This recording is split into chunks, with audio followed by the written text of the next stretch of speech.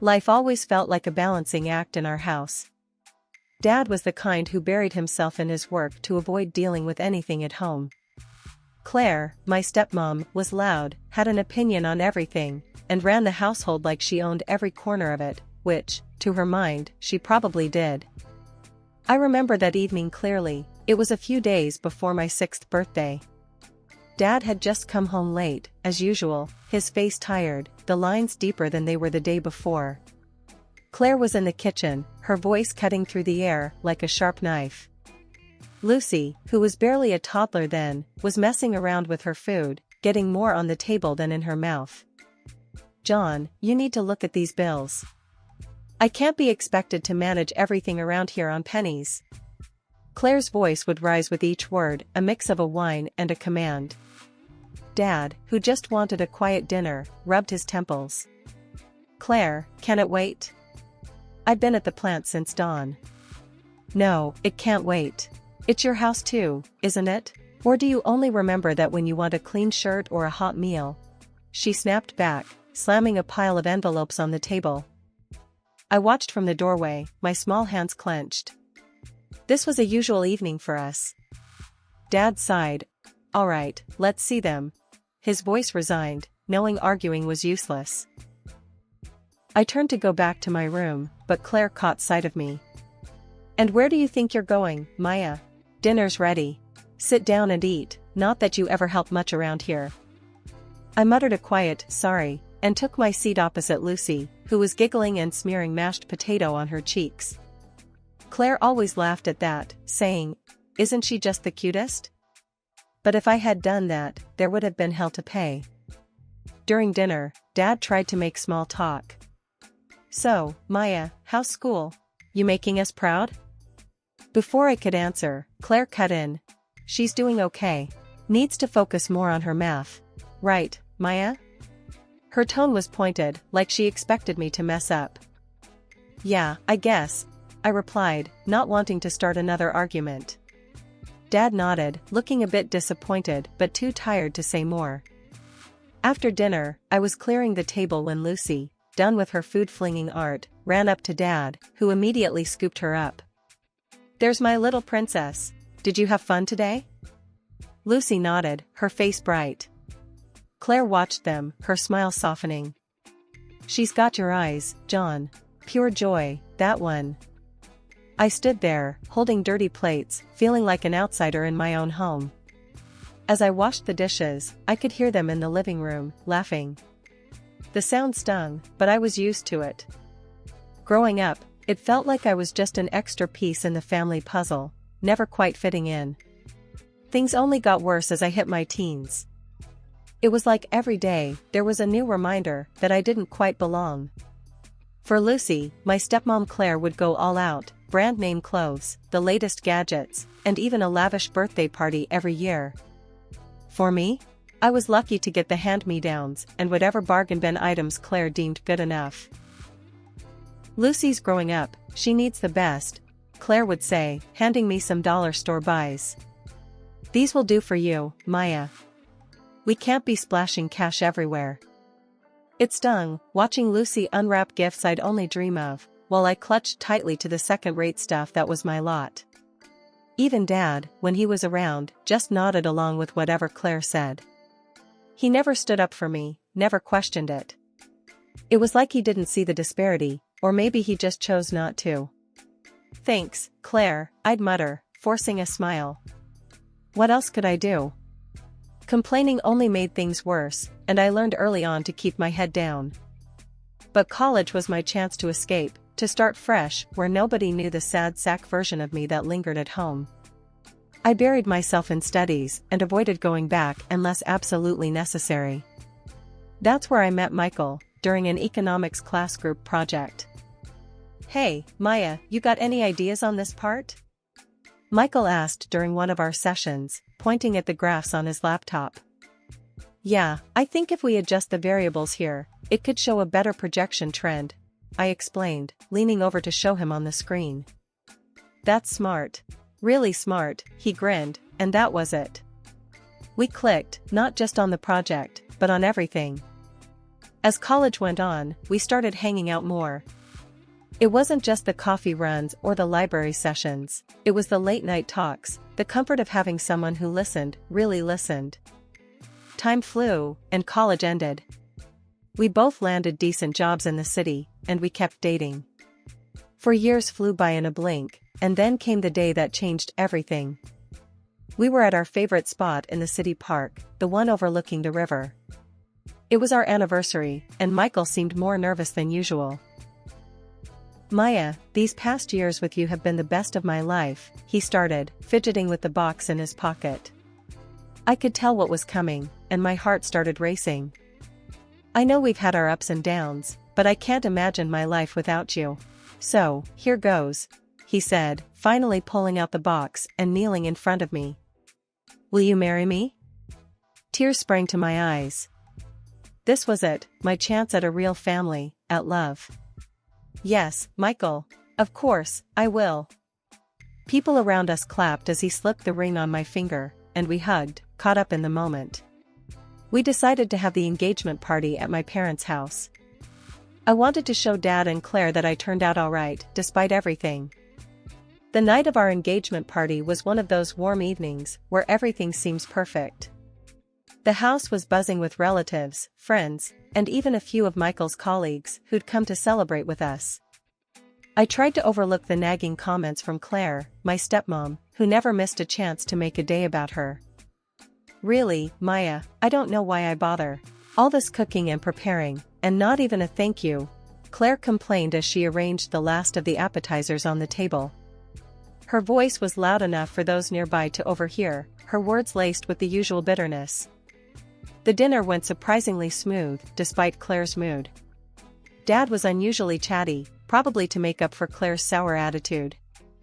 I mingled with the guests, laughing and sharing stories, feeling Michael's absence as the evening drew on. He had excused himself to take a call and hadn't come back. I excused myself from a conversation with Michael's aunt and decided to find him. I wandered through the house, my heels clicking on the hardwood floor, but there was no sign of him inside. I stepped out into the garden, the night blooming with the scent of jasmine and the soft glow of outdoor lights guiding my path. In the distance, I heard hushed voices from behind the bushes in the far corner of our large garden. My heart thudded with a mix of curiosity and dread as I moved closer, the voices becoming clearer. "I can't do this right before the wedding, it's too soon," Michael's voice, tense and low, broke through the night. "We don't have to wait. We can leave together, now," Lucy, my stepsister, responded, her tone urgent and soft. Frozen, I edged nearer, concealed by the shadows, until I saw them, Michael and Lucy, too close, their hands intertwined. Then, the unthinkable, they kissed. A sharp pain shot through my chest, and tears stung my eyes. Fueled by a mix of anger and betrayal, I stepped out from my hiding place, my voice cold and sharp as I interrupted them. "Having fun, are we?" They jerked apart, guilt splashed across their faces. Michael stuttered, "Maya, this isn't what it looks like." "Oh, spare me the lies, Michael. I heard everything. Is this why you've been so distant?" My words cut through the night, my tone bitter. Lucy, ever the manipulator, tried to smooth things over. "Maya, we didn't mean for it to happen like this." "Like this? How else were you planning on stabbing me in the back, Lucy?" I snapped back, the hurt evident in my voice. Without waiting for a response, I stormed back towards the house, my mind racing with anger and my heart heavy. The garden lights blurred through my tears as I made my way back, determined to expose their betrayal to everyone.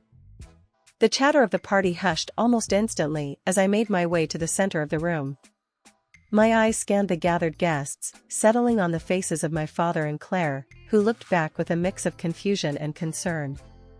"Everyone, I have something important to say," I began, my voice steady, despite the turmoil inside. The room fell utterly silent, all eyes on me. I just caught Michael and Lucy together outside. They weren't just talking, they were kissing. "They're planning to run away and leave me right before our wedding." The words tumbled out, harsh but true. A collective gasp swept through the room. Heads turned, seeking Michael and Lucy, who stumbled in after me, looking disheveled and guilty. Murmurs filled the room, but before the chatter could grow, Claire stepped forward, her voice cutting through the noise. "Oh, please, everyone, calm down. There's nothing wrong with what's happening here," Claire announced loudly, her tone dismissive as if I had complained about something trivial. She continued, emboldened by the attention. "I fully support Michael's choice. My Lucy is much more suitable for him, more beautiful and smarter." I stared at her, incredulous. The room spun slightly as her words sank in. "How can you say that? How can you take their side?" I managed to say, my voice cracking. Claire's eyes narrowed slightly. "Maya, let's be realistic. You were never quite right for Michael. It's better this comes out now rather than later." The guests shifted uncomfortably, some looking at the floor, others exchanging uneasy glances. Then, Michael's parents spoke up. "This is a matter for the young people to decide amongst themselves," his father said, throwing up his hands as if to distance himself from the controversy. I looked around, feeling a desperate need for someone to support me, to say something in my defense. But then my own father stepped forward. His voice was calm, too calm. "Maya, maybe it's best to handle this quietly. Let's not make a scene." A scene? My life was falling apart in front of everyone, and he was concerned about propriety? I felt a hot tear roll down my cheek, then another. "You want me to be calm? To accept this quietly?" I asked, my voice rising with each word. Seeing no ally in the crowd, feeling like a stranger among those I called family and friends, I turned and ran. I ran away from the murmuring, from the staring eyes, from the judgment and the cold comfort. I sprinted up to my room, slammed the door shut, and leaned against it, my whole body shaking with sobs. I had never felt so alone, so abandoned. I knew then what I had to do. Through my tears, I started pulling clothes from my wardrobe, throwing them into my suitcase. Each piece thrown in felt like a step away from this life, from these people. "I'm done," I whispered to myself as I zipped up the suitcase. "I'm done with all of them." I arrived in the city just as dawn was breaking, the early light painting the buildings in hues of gold and pink. I didn't have much of a plan, but the one thing I was sure of was that I needed to find a job and a place to live, fast. The first few days were a blur of apartment hunting and job interviews. I crashed at a cheap motel on the outskirts of the city, my nights restless as I scrolled through endless rental listings and updated my resume. Finally, I landed a job at a large marketing firm. It wasn't exactly in my field, but it was a start. On my first day, I walked into the firm, my nerves jangling but masked by a firm set to my shoulders. The reception was bustling, people moving briskly, phones ringing off the hook.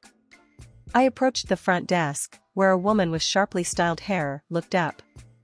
"Can I help you?" she asked, her tone brisk. "Hi, I'm Maya. Today's my first day," I replied, trying to sound confident. "Oh, right. Maya." She glanced down at a sheet of paper, then back up at me. "You're with Derek's team, 4th floor. I'll buzz you in." She handed me a visitor's badge without a smile. "Thanks," I said, clipping the badge to my shirt. The elevator ride up was quick, and I found myself standing outside an office marked Derek Simmons, Marketing Director. Taking a deep breath, I knocked. The next weeks were a whirlwind of learning and adjusting. I rented a small, cozy apartment downtown and threw myself into my work. The team was young and dynamic, and I slowly began to feel like I belonged. One Friday, after a particularly grueling week, a group from work decided to hit a nearby bar. "Come on, Maya, you should join us," Jenna, one of my coworkers, urged. "It'll be fun, and you deserve a break." I hesitated, then thought, why not? "All right, let's go. I could use some fun." The bar was noisy and packed, but the atmosphere was vibrant. We found a table, and soon enough, drinks were flowing, and the team was laughing over shared office blunders. It felt good to laugh, to feel part of something again. "So, Maya, tell us." Jenna leaned in, a mischievous glint in her eye. Any romantic interests? You're too good to be single. I laughed, shaking my head. No, nothing like that. Just focusing on settling in and the job for now. Fair enough, but just so you know, the city is full of opportunities. She winked, and the group erupted into laughter again. As we chatted, a man approached our table, excusing himself politely. Sorry to interrupt, but I couldn't help overhearing. You're newcomers to the city? We are, well, except for Maya here. She's a local now, Jenna said, introducing us. The man was Tom, a successful businessman with a warm smile and an easygoing demeanor. We hit it off almost instantly. Tom was not only charming but genuinely interested in my story. We talked long into the night, long after my colleagues had left. A year later, we were married in a small but elegant ceremony. None of my family who sided with Lucy were invited. Life with Tom was bliss. I quickly became pregnant and gave birth to a beautiful daughter. As I held her in my arms, I realized I had finally found the happiness and love I always craved, far from the shadows of my past. We were happy, and the past was a distant memory, or so I thought until one afternoon when my phone rang, displaying a number I didn't recognize. Hello? I answered cautiously.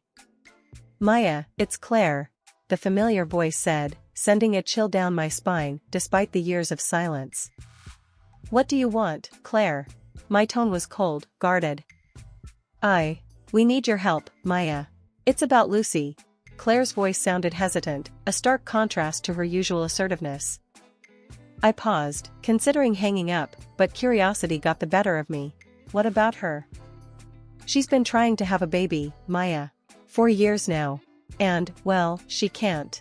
The doctors say it's unlikely she ever will. Claire explained, her voice a mix of desperation and something I couldn't quite place. And you're telling me this because...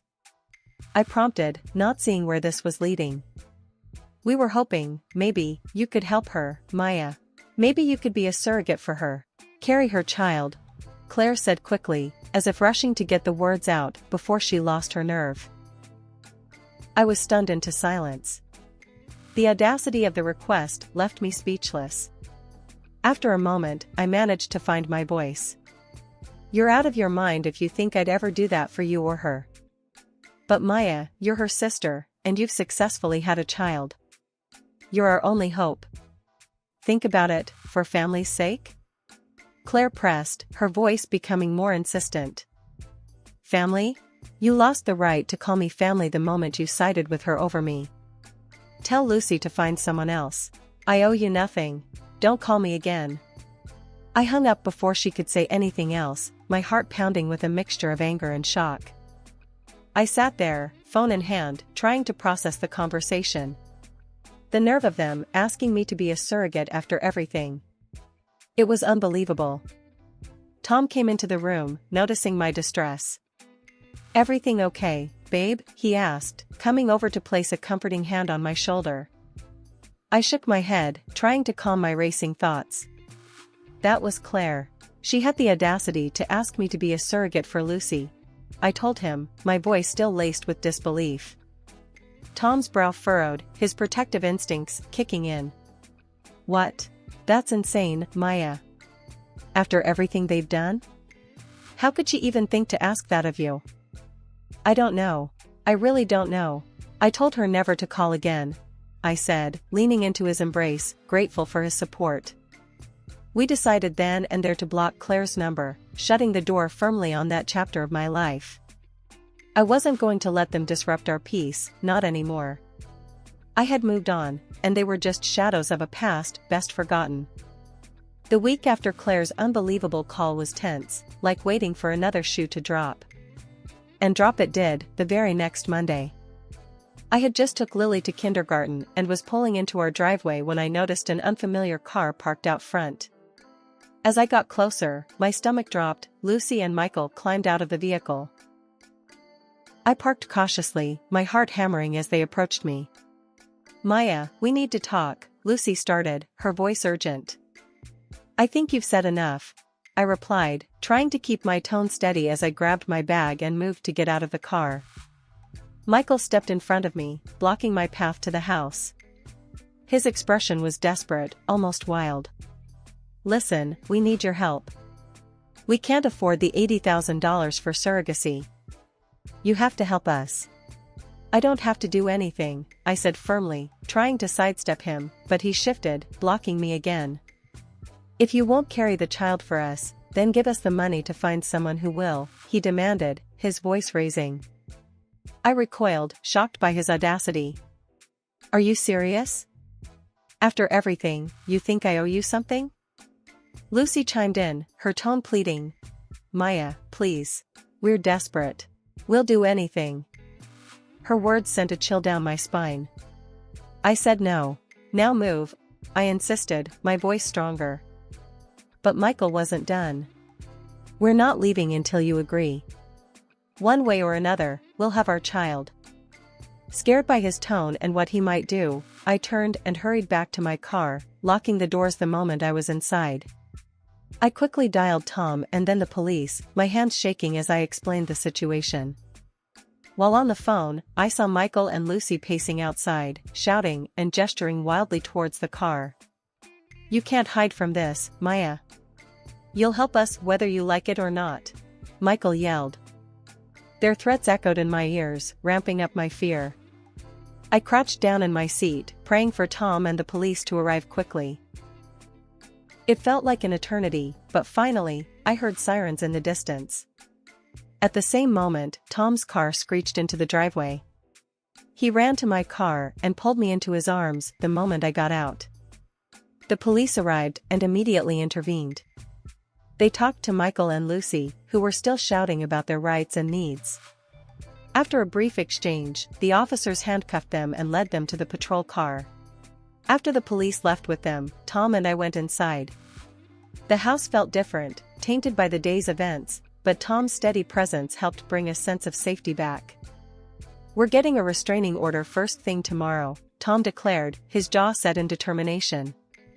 "They're not going to come near you or Lily ever again." True to his word, we obtained a restraining order against Lucy and Michael. I was grateful for Tom, for his unwavering support, and for the quiet strength that had emerged within me. It had been 6 months since the last ordeal with Lucy and Michael, and our lives had returned to a peaceful routine. I was spending a quiet afternoon in the backyard with Lily when my phone rang with an unknown number. With a sigh, I picked up, ready to dismiss whatever sales pitch awaited. "Hello? Maya, it's Claire. I know you told me never to call you again, but..." I cut her off, my voice cold. "You're right, I did. What do you want now, Claire?" "It's about your father and me. Lucy has kicked us out of the house. She wants to sell it to pay for her surrogacy," Claire blurted out, her voice rushed. I paused, processing her words. "Wait, how could Lucy kick you out if it's your house?" There was a heavy silence before Claire answered, her voice lower. "Well, your father, we transferred the house to her. I persuaded him to do it years ago, to make sure you couldn't claim it." I felt a mix of anger and disbelief. "You did what?" My voice rose, despite my attempt to control it. "Yes, and now she's turned on us. She's throwing us out." "Maya, I didn't know where else to turn. Could we possibly stay with you, just for a little while?" "You're asking to stay with me? After everything? You choose her over me, manipulate my father, strip me of my rights, and now you want my help because she's turned on you?" "Maya, please, I know it's a lot to ask, but we have nowhere else to go. We're your family." Claire's voice cracked. "That's where you're wrong, Claire. You stopped being my family a long time ago," I said firmly. "You made your choice. Live with it. Don't call me again."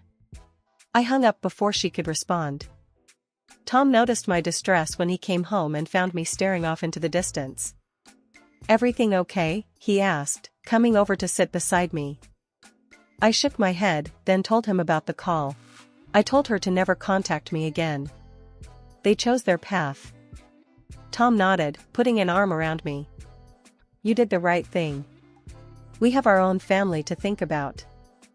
As I leaned into Tom's embrace, I felt the truth of his words settle around me. Our family, Tom and Lily, was my priority. The ties to my past, painful and complicated, were now firmly behind me. I was done looking backward. From that day on, I focused on the life we were building. Playing with Lily in the yard, planning future trips with Tom, enjoying the simple, beautiful moments of our life together.